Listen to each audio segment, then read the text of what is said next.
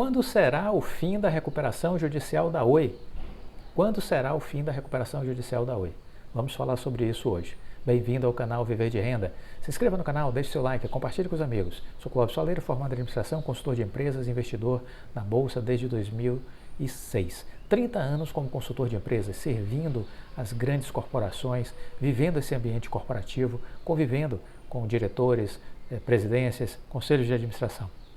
15 anos como investidor, erros e acertos na bolsa, criei o Viver de Renda para compartilhar. Compartilhar o quê? Experiências. Aqui a gente não faz análise nem recomendação de ações, mas eu conto um pouco das minhas histórias, das coisas que eu aprendi e eu tenho certeza que isso vai ser útil para você mudar de patamar. Maratone, são 1000 vídeos à sua disposição. Faça a linha do tempo, siga a ordem cronológica, porque os vídeos vão se complementando e assim você vai amadurecendo o seu conhecimento, entendendo mais a lógica das coisas que eu aqui disponibilizo para vocês.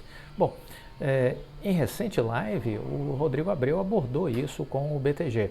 O fim da recuperação judicial da Oi estava previsto anteriormente para ser encerrado em outubro deste ano. Vamos lembrar disso. Estava previsto anteriormente pela Justiça, né, para encerrar em outubro deste ano. Acabou que o juiz teve que prorrogar essa saída da recuperação judicial para o ano que vem. Prorrogou por conta do quê? Por conta do atraso, vamos deixar bem pontuado, do atraso da Anatel e do CAD. Como a Anatel e o CAD estavam procrastinando demais, o prazo de outubro ficou comprometido e o juiz então, ouvindo a Oi, entendendo aí já que havia um risco muito grande dessa procrastinação levar uma decisão para o final de dezembro ou até mesmo para o primeiro trimestre, o juiz então fez uma extensão do prazo da RJ para 30 de março de 2022. Então essa é uma previsão, 30 de março de 2022, limite, vamos dizer assim, a priori para a saída da recuperação judicial. O que temos que entender? Que a Oi está na expectativa da decisão do CAD, da Anatel, falamos isso no final de semana, na expectativa da aprovação da Anatel e do CAD com relação à venda do imóvel e a conclusão da operação com o BTG em relação à Vital, né? Então essa é uma expectativa. O que o Rodrigo Abreu está esperando? Está esperando que isso aconteça agora em dezembro ou no mais tardar nas primeiras semanas aí de janeiro. Essa é a expectativa dele. O CAD tem uma data fatal, que é 9 de fevereiro, ou com decisão ou sem decisão, o processo é aprovado automaticamente. Vai ficar feio o CAD deixar que isso aconteça, né? Deixar que o projeto seja aprovado de forma automática, sem se posicionar. Acreditamos que teremos sim uma resposta do CAD com relação à venda do imóvel e acredito que antes do Natal. Essa é a minha expectativa, antes do Natal. Que seja um Papai Noel que o CAD vai dar aí aos acionistas da Oi, né? Em isso acontecendo, ficará apenas pendentes as decisões da Anatel. É a única coisa que vai ficar pendente. Então vamos aguardar e vamos acompanhar, né? Feito isso, a Oi espera levar aí algum período, né, de 2 a 3 meses para dar baixa nesses ativos, limpar os balanços, fazer a migração desses ativos para os seus respectivos compradores, né? Então tem coisas que vão ser migradas para a TIM, coisas que vão ser migradas para Claro, para Vivo e para o BTG. Então há de se fazer essas migrações patrimoniais. Então há questões aí técnicas, há questões contábeis, há questões financeiras, há questões de pessoal, há questões de recursos a receber. Tudo isso precisa ser muito bem estruturado, organizado, sem nenhum equívoco, sem nenhum erro, né? Como a expectativa é que isso tudo esteja acontecendo no primeiro trimestre de 2022, por isso que o juiz acabou postergando a data para o final de março, né? Vamos lembrar que em junho de 2016 a Oi deu entrada no pedido de recuperação judicial. À época foi a maior recuperação judicial da história do Brasil. Se olharmos as empresas listadas em bolsa, continua sendo a maior recuperação judicial da história do Brasil. Apenas foi superada pela recuperação judicial da Odebrecht, que ficou na casa dos 80 e poucos bilhões, mas a Odebrecht tem capital fechado, né? Então essa é a diferença. Então, olhando as empresas de capital aberto, foi a maior recuperação da história, com 65 bilhões de dívida, né? Então, isso a gente tem que entender que de lá para cá a Oi vem se organizando, se reestruturando e há uma expectativa para que a empresa evolua no seu processo aí de recuperação, saindo uma empresa mais leve, mais enxuta, mais dinâmica e com novos negócios. Negócios aí na área de tecnologia e de fibra ótica, infraestrutura e conectividade, né?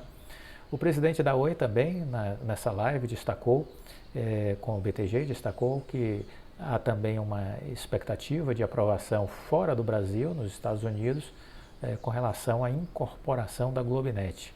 Então, isso também está sendo aguardado. Mas isso não interfere o processo que vai acontecer no Brasil, com conclusão do negócio por parte da Anatel, né? Isso é uma outra história mais para frente, para finalizar a operação, que contempla a incorporação de 100% do capital da Globinet, precisa passar por 2 órgãos reguladores dos Estados Unidos.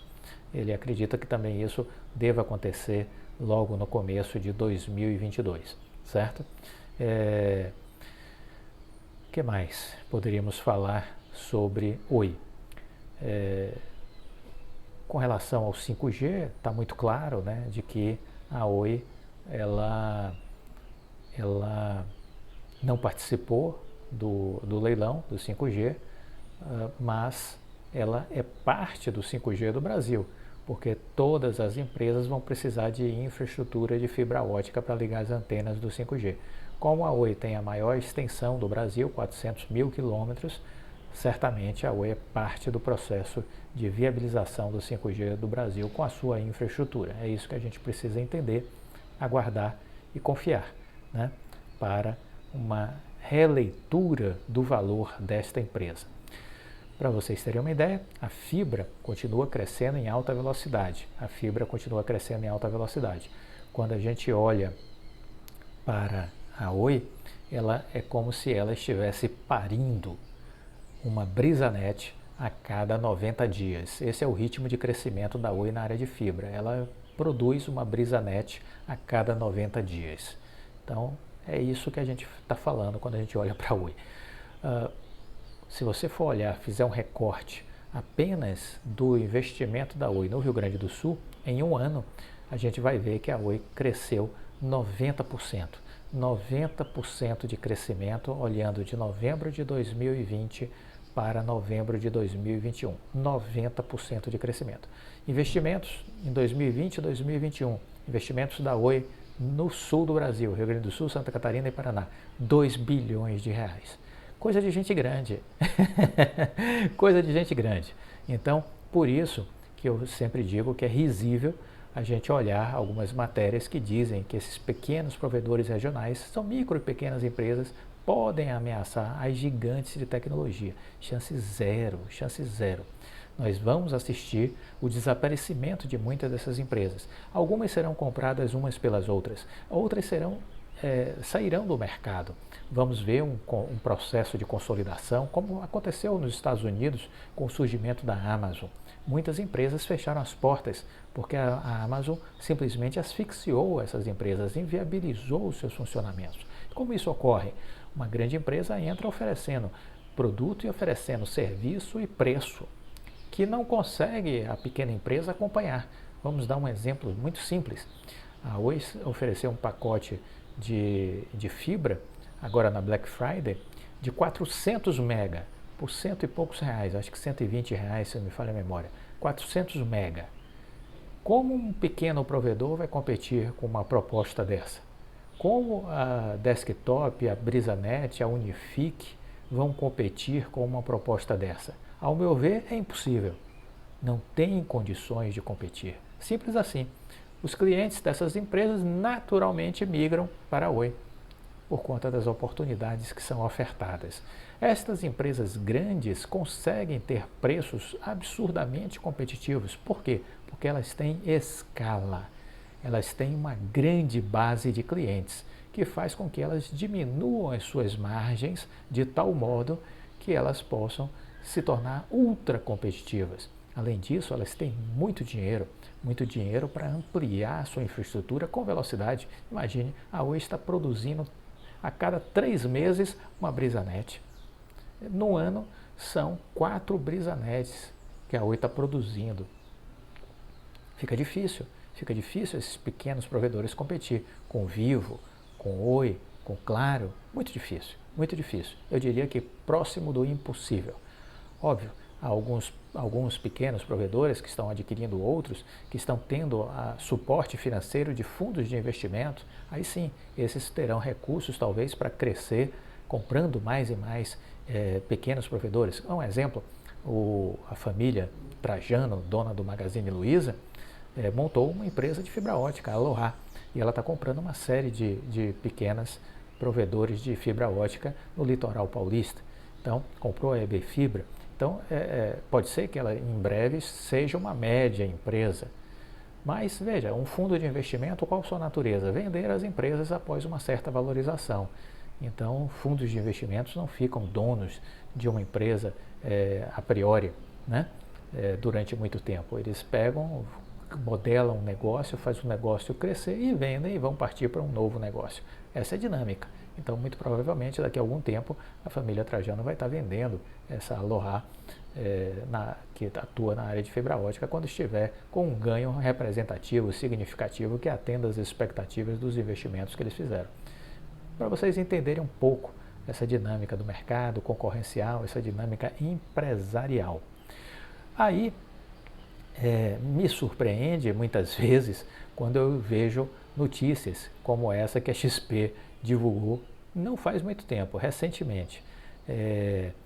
Eles divulgaram uma notícia dizendo a ação de telecom com potencial de alta de 236%. E aí eles dizem que essa ação chama-se BrisaNet. Ora pois, eles entendem que ela tem o preço-alvo de R$17, um potencial de valorização, portanto, de 237%. Isso é crível, isso é algo que nós devamos considerar como racional, lógico, inteligente.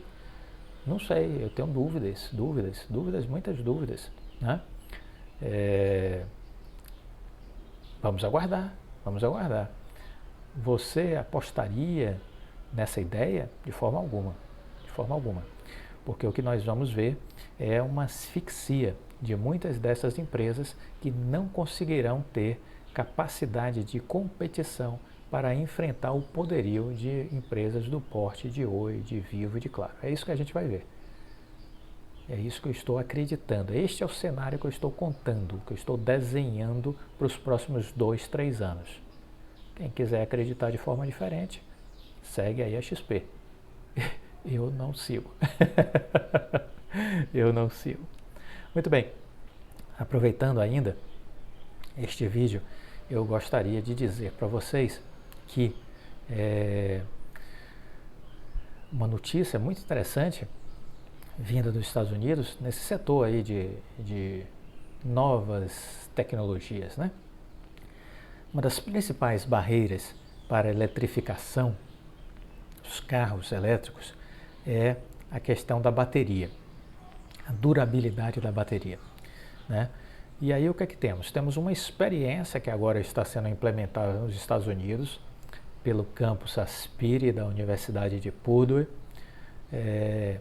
cuja ideia é fazer com que as estradas tenham a capacidade de geração de eletricidade para os carros. Os carros trafegam nas estradas e essas estradas vão retroalimentando a energia dos automóveis.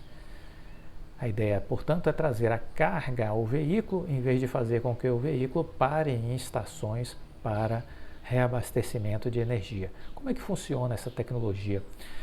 A ideia é você utilizar concreto magnetizável. Esse concreto magnetizável foi desenvolvido por uma empresa alemã, a Magment, e a tecnologia funciona adicionando-se pequenas partículas de ferrita reciclada, que é uma cerâmica feita a partir da mistura do óxido de ferro com elementos como níquel e zinco. Há uma mistura de concreto que é energizada por meio de corrente elétrica. Isso vai criar um campo magnético que é transmitido ao veículo. Esse campo magnético é transmitido ao veículo. De acordo com o professor de escola familiar Elmore, de engenharia elétrica e de computação em Purdue, o professor Dionysius Aliprentes, a transmissão é feita por uma placa com cerca de 3,6 metros de comprimento por 1,2 de largura, instalada a alguns centímetros da superfície, com bobinas conectadas à rede elétrica. A rede seria formada com a instalação de vários desses transmissores, de modo a permitir uma transferência contínua de energia. Já o receptor ficaria na parte inferior do automóvel. O projeto ainda está em fase inicial, é importante dizer isso, nos primeiros testes.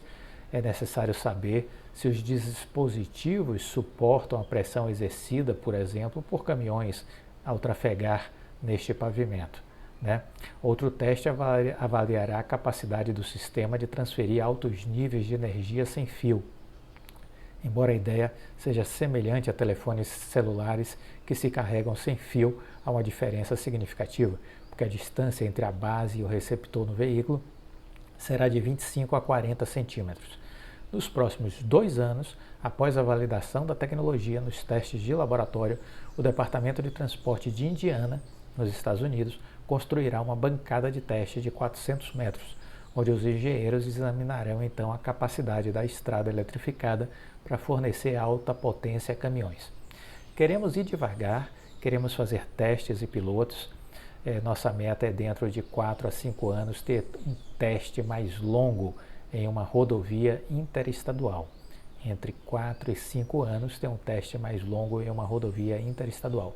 As estimativas de custo para eletrificar as estradas em ambas as direções estão estimadas aí entre 1,1 milhão de dólares a 2,8 milhões de dólares por quilômetro. Além dessa iniciativa, há experimentos similares também no estado de Michigan, no caso de um projeto piloto que prevê um trecho indutivo de 1,6 km, e a Universidade do Estado de Utah também desenvolve algo nessa linha, algo similar.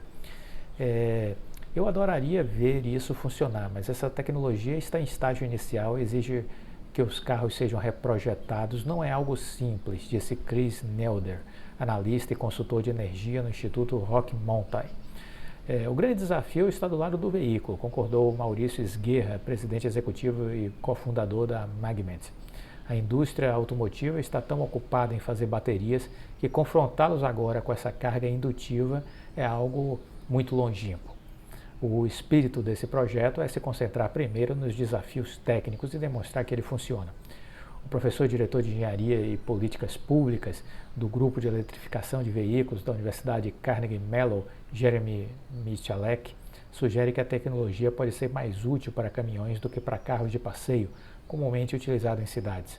Para caminhões que sempre percorrem longas distâncias, a recarga na estrada visa resolver um problema real, efetivo e grande. A equipe da Escola Familiar Elmore de Engenharia Elétrica da Universidade de Purdue está ciente dos desafios, mas muito otimista com a iniciativa. Os obstáculos técnicos que precisamos superar não são intransponíveis. No entanto, ele alerta: há barreiras regulatórias. Em Indiana, por exemplo, se o indivíduo não for concessionário de serviços públicos, não poderá revender eletricidade. Então temos aí notícias sobre esse mundo dos carros elétricos, notícias que têm a ver com inovação, com novas tecnologias, com coisas disruptivas. Precisamos estar atentos a esses movimentos. Esses movimentos são sempre muito, muito interessantes e nos mostram essa capacidade incrível de inventividade e de transformação do ser humano, em especial com esta revolução tecnológica excepcional que está acontecendo no mundo já há algum tempo. A globalização iniciou nos anos na década de...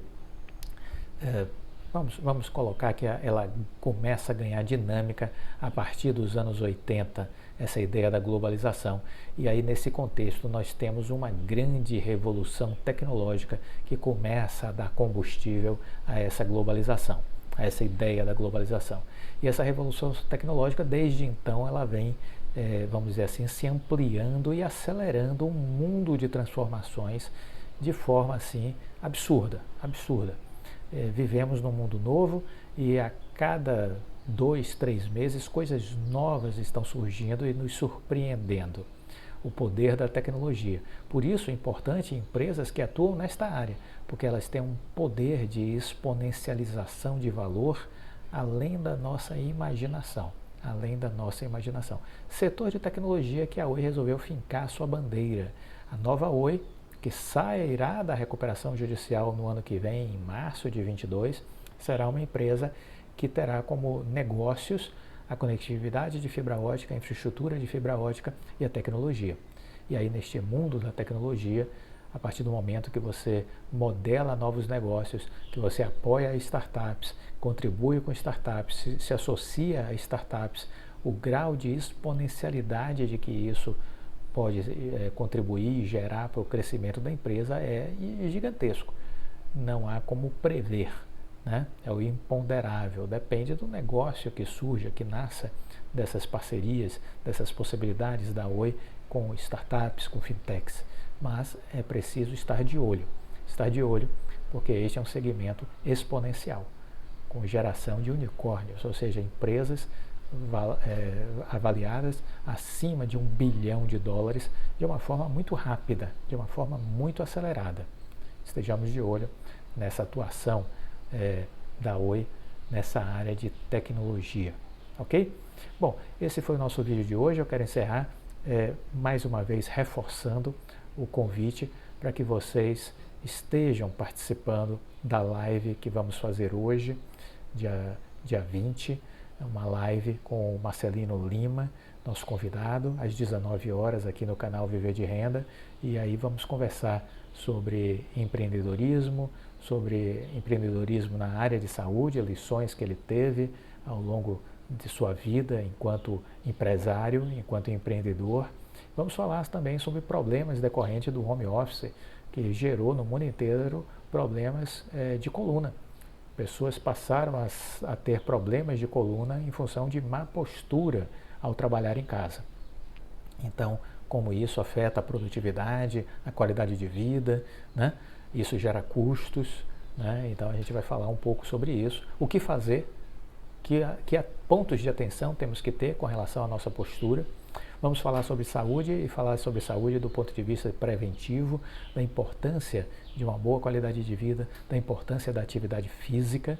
Sim, a atividade física é vital para que possamos ter uma saúde, uma qualidade de vida melhor, para que a gente possa usufruir os ganhos, as nossas conquistas na nossa carreira profissional, como empreendedor e como investidor. É preciso ter saúde para poder usufruir as nossas conquistas. Então, lhe aguardo. Deixe o like, compartilhe com os amigos, fiquem com Deus e até a próxima. Tchau!